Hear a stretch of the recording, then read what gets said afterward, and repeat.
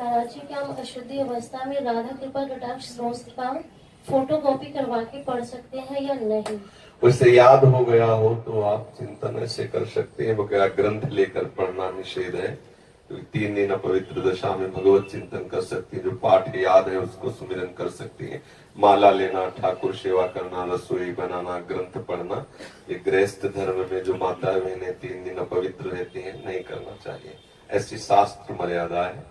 फिर जैसा ठाकुर जी प्रेरित करें, शास्त्र मर्यादा है, ऐसा नहीं करना चाहिए।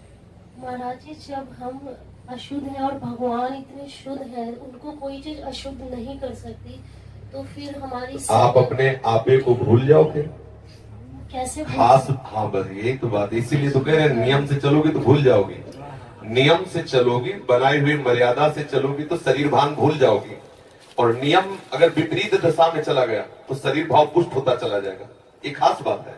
आप एक पत्नी व्रत ले, आप धर्म से चले तो आपको वैराग्य हो जाएगा, आपकी वासना नष्ट हो जाएगी। दवा अगर नियम से खाओगे ना, रोग नष्ट हो जाएगा। और आप व्यभिचार करें, चाहे जितना करते चले जाए, आपकी वासना बढ़ती चली जाएगी, आपकी गंदगी बढ़ती चली जाएगी। ये नियम है वही चेष्टा। लेकिन एक पत्नी व्रत ले, धर्म पूर्वक चले तो आपको वैराग्य हो जाएगा। कितने ऐसे गृहस्थ हैं जो वैरागी हैं, पति पत्नी दोनों घर में रहते हुए भी ब्रह्मचर्य हैं। और कितने ऐसे कि देखो, बोले कितने साल, बोले 90 साल के। तो बोले क्या पूरा जीवन हो गया, खाक बटोरते हैं काम, वहीं के वहीं खड़े। सब सुलझने की बात है। तो इसलिए हम पहले शास्त्र आज्ञा पालन करें तो परम पवित्र प्रभु हैं और हम उनके परम पवित्र अंश हैं, ये बात समझ में आ जाएगी। और जो शरीर अपवित्र है उससे हमारा राग खत्म हो जाएगा। अभी शरीर अपवित्र है, शरीर अपवित्र है तो हमारा भाव भी अपवित्र है, क्योंकि हम शरीर से युक्त हैं।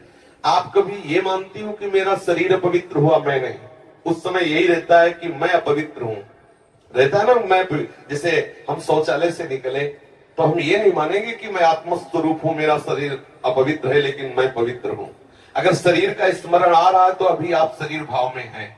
और जिन महापुरुषों का छूट गए पड़े रहते हैं अवधूत स्थिति में, भगवान उनके साथ खेलते रहते हैं। उस स्थिति तक पहुंचने के लिए हमें तर्क छोड़कर शास्त्र आज्ञा पालन करना पड़ेगा। शास्त्र की कृपा से, गुरु आज्ञा की कृपा से वो स्थिति आ जाती है। जब शरीर भाव से ऊपर उठ गए फिर क्या है, फिर तो कोई परेशानी नहीं।